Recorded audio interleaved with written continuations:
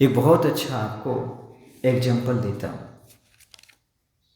अपने जब दुख देते हैं उस समय कैसी स्थिति होती है उस प्राणी की, उस जीव की। तो एक बार की बात है, एक स्थान पर दो दुकान थी।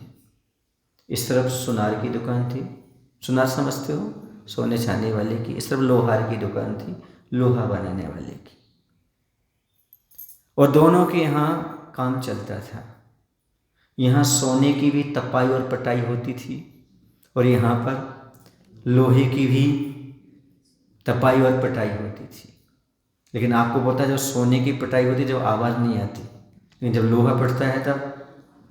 हाँ, तो एक टुकड़ा लोहे का उचट करके सुनार की दुकान पर आ गया।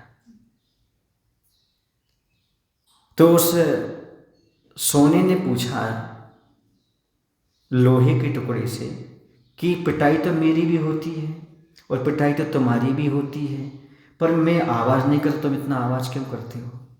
बोले देखो, तुम हो सोना और तुम्हारी पिटाई लोहे से होती है, वो पराया है। कौन है वो? तुम्हारा पराया है।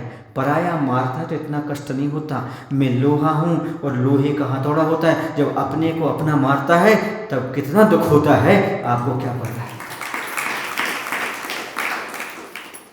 इसलिए लोहा आवाज करता है, सोना आवाज नहीं करता।